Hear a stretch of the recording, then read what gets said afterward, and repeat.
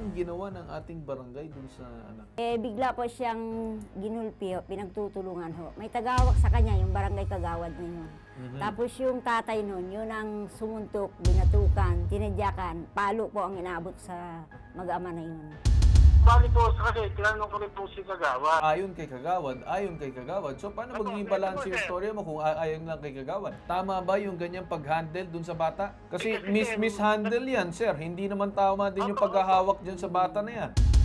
Kapitan, makinig ka rito. Dahil hindi ka rin kumilos, magkakaroon kayo ng pananagutang kriminal at pati na po administratibong pananagutan dahil hindi kayo nakatupad upang tiyakin ang maayos na proseso sa barangay. Bago nagkaroon ng gulo, ano ba ang nangyari? Sabi kasi sa barangay, yung anak ko daw po ay siya ay nananampal ng bata. Pero ano pong ginawa ng ating barangay dun sa anak mo? Bigla po siyang ginulpi, pinagtutulungan ho. May tagawak sa kanya, yung barangay kagawad na yun. Tapos yung tatay nun, yun ang sumuntok, binatukan, tinadyakan, palo po ang inaabot sa mag-ama na yun. Okay, so ilan yung parang may hawak dito sa bata? Dalawa? Tatlo? Ilan ba sila? Tatlo po inanakit sa kanya, sir. Okay, Kagawad, binanggit mo, tatay ng Kagawad at sining isa? Yung kamag-anak po ng bata na sinampal niya.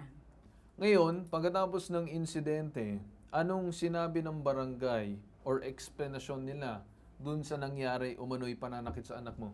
So, Walang wala sinabi na binugbog yung anak ko. Nakita ko lang po sa CCTV. So hindi mo sila kinumpronta regarding dito? Hindi po, hindi po. Lumapit ka dito sa aming tanggapan, ano bang gusto nyong mangyari? Sampahan po, sir, ng kaso para mabigyan ng leksyon yung ginawa po sa anak ko.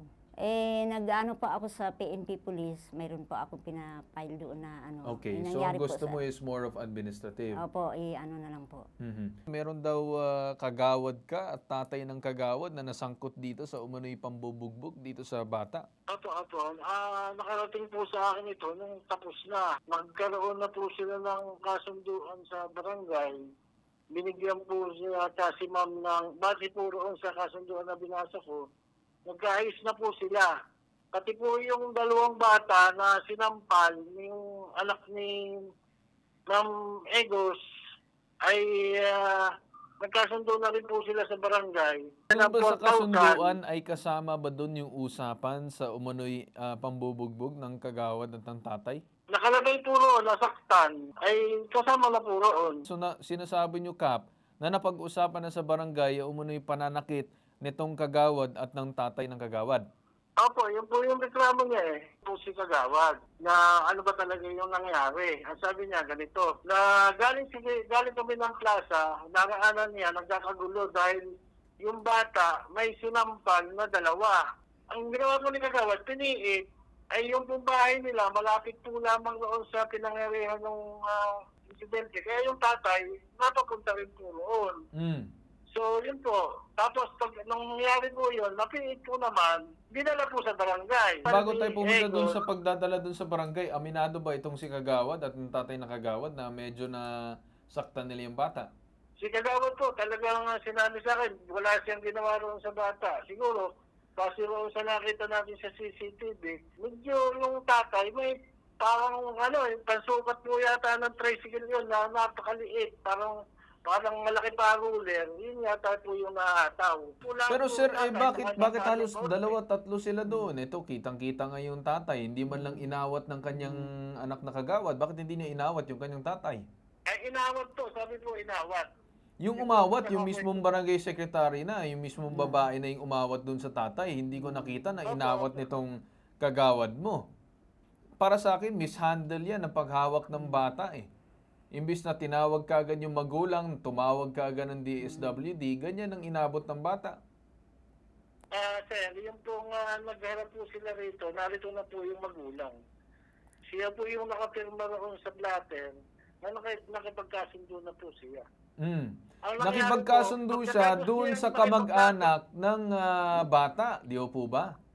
Hindi naman si Kagawad at tatay yung kausap dito kasi after naman na ng pag-uusap niya, saka lang niya nalaman. Di ba? Tapos ang dami din nagsasabi na meron din na mental disability itong tinatawag natin na bata. Narinig natin doon sa CCTV, sinasabi ng mga kapitbahay na parang naaawa sila doon sa bata. Kasi Paano sasabihin na yung bata ay nanlaban or what? Pinagtutulungan ng halos 3 na tao. Umawat po si Kagawad. Base po ito sa kwento ni Oh, Kagawad. umawat si Ganito. Kagawad, Sir, tapos tatay ni Kagawad, binanatan din yung bata. So ano pong ginawa natin na bilang kahit papanong sanction regarding dito sa Kagawad mo? Kasi Kasi, mishandle yan, sir. Hindi naman tama din yung Opo, paghahawak dyan sa bata na yan. Opo, kasi po. Kasi sir, parang yung side anak- ninyo ay parang pinakikinggan nyo lang yung Kagawad nyo. Paano naman itong sinanay? Kinausap nyo ba? Hindi ko po nakakausap kasi hindi naman po siya nagpunta ng barangay na para pumunta po sa akin. Ganun. Ano So, nga dapat po, pupunta pa si kailangan- nanay. So, kung may nangyaring insidente regarding dito sa Kagawad mo, hindi ka mag-iimbestiga. Nalaman mo yun. sir. Nakita mo yung CCTV. Anong ginawa mo? Hindi nyo ba pinatawag si nanay para magkaroon ng full investigation? Kasi yung sinasabi mo, ayon kay Kagawad, ayon kay Kagawad. So, paano Opo, magiging ito po, balance yung sir. storya mo kung ayon lang kay Kagawad? Sir, ako po yung bumabase lamang noon sa kasunduan nila na narito po sa barangay. Sir, Ang yung alam ko po, kasunduan tapos na. ay tungkol doon sa pangyayari between doon sa dalawang bata. Ngayon, nalaman Opo. din ni nanay pagkatapos na ng insidente kasi wala naman din siya doon. Hindi naman din itinawag Opo. kaagad ng barangay itong si nanay. Yun po yung ibig sabihin ko, sir. Kasi there's a way on how to restrain that possible minor in accordance sa ating batas. Sa tingin mo ba tama yun? Pakiplay nga yung video, pakita mo nga. Yung video yan. Tama ba yung ganyang pag-handle dun sa bata? Na ganyan, tapos hahayaan lang may isang tao na bubugbugin din yung bata? Tama ba yun, Kap? Tingin po natin. Kasi Kap, I would say na responsible din on the action ng tatay ni Kagawad. Di ba dapat si Kagawad yung liable dyan? Hindi porkit nagkasundo ay wala nang gagawin. Ayon yun dun sa discretion ng kapitan. Ngayon, kung may ganyan klaseng pangyayari, tapos parang mukhang hindi kayo aminado, hahayaan mo lang yung mismong Kagawad na parang wala nangyari. Kasi yung kay ma'am, parang wala lang nangyari. Hindi naman napatawan ng possible sanction itong Kagawad dun sa nangyari. Mabigat po itong nagaganap sa barangay kasi pangunahin po niya hindi po, wala pong karapatan si Kagawad na makialam sa away ng bata. At nung nakialam siya, doon pa lamang, ang laki na po ng kasalanan. Pangunahin po niya ng paglabag niya sa Republic Act 7610. Yan po yung abuso kontra kabataan ng parusang pagkakabilanggo. Umabot po yan, depende sa sitwasyon, hanggang 20 taong pagkakabilanggo. Yun po yung pangunahing issue rito eh.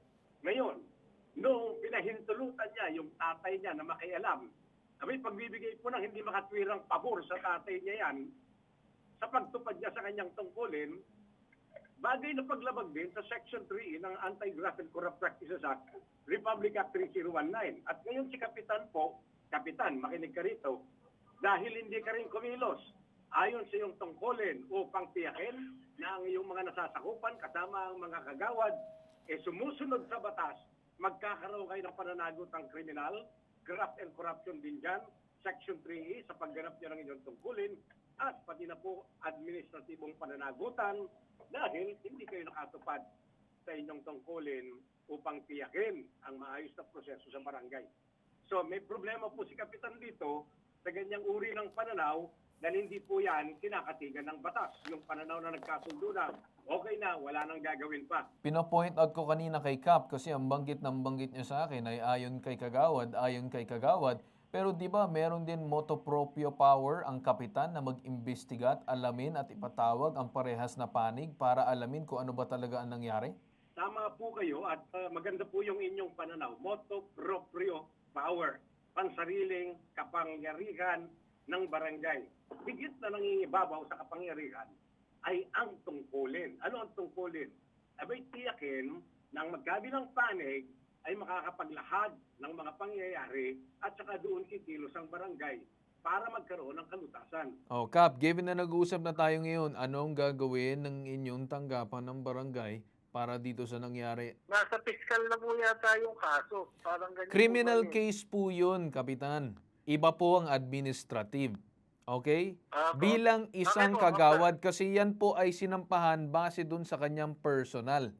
Regarding naman dun sa administrative, magkaibang kaso yun. Criminal at administrative. Well, ang para sa akin, no, Kap, sana naman makuha mo naman din ang panig ng parehas tapos mag-come up ng investigation with the guidance of the ALG. Kung ano po yung tama, sir, kung dapat po, pagharapin ko sila, pagharapin ko po, Kung ano pong tulong pwedeng ibigay ng barangay, ibibigay po namin. Ano po magagawa ng ating DILG regarding dito po sa pangyayaring ito? Ang magagawa natin dyan ay pwedeng lumapit sa aming tanggapan para maituro namin yung tamang hakbang kung sakaling interesado na isampay yung administrative charge. Sir Lionel, matanong ko lang din, ano bang nakikita nyo base dito sa case na kung saan may involved na kagawad tsaka tatay ni kagawad na umano'y merong pananakit dito sa tinatawag natin na minor de edad? Una, yan naman ang itinuturo natin sa mga trainings, yung pag-handle na mga minors, at yan naman batas na talaga na iniingatan natin ang mga kabataan kung paano sila pakikitunguhan. In fact, meron tayong CICL, Children in Conflict with Law. Assuming na meron silang mga nagawa na labag sa batas. Yun ng Children in Conflict with Law, yung mga minors natin should always be assisted by either the lawyer or ng magulang. Kasi nga, minor yan Kaya talagang i-assist ng mga magulang. For example, may ganyan, may nagwawala na bata or may nag-aaway ng minor de edad. Paano ba dapat asikasuhin ng ating barangay? Itawag sa magulang, at tiyakin na hindi masasaktan ang bata ng higit sa kailangan restraint na Okay. exercise ng mga adulto. Yes. Pero gusto natin na maging sige, tutulungan natin kung sakaling papupuntahin. Alright. Alright, sir. With that said, maraming salamat po sa inyo.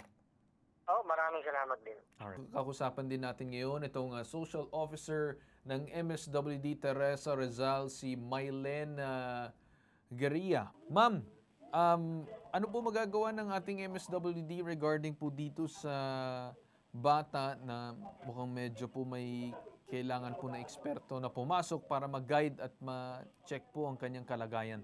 Magpunta lang po sa aming opisina para magawan po natin ng papel si CICL or si bata po.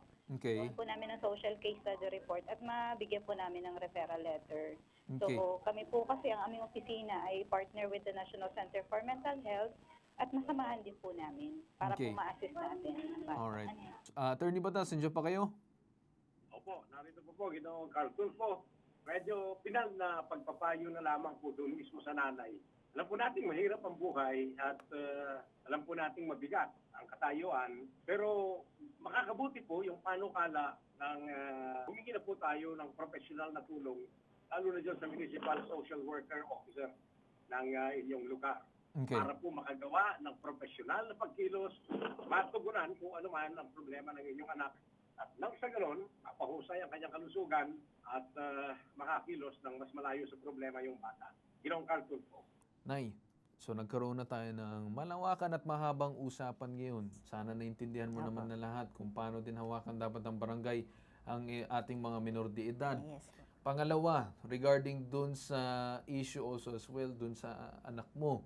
Baka naman din ikaw nahihirapan kaya nagtawag na din tayo ng MSWD para posible nila maidala sa ating mga mental facility para masuri at ma-check ng mga eksperto. Kami naman din hindi naman eksperto dito bagkus nagtatanong lamang. But Yes. with that said, ma'am, ako naman ay good luck po dun sa possible filing ng case also sa Kagawad at maimbestigahan ng ating DILG. Okay po, ma'am? Yeah, thank you po. Okay. Maraming salamat po Yeah, din God sa bless inyo. po. Alright.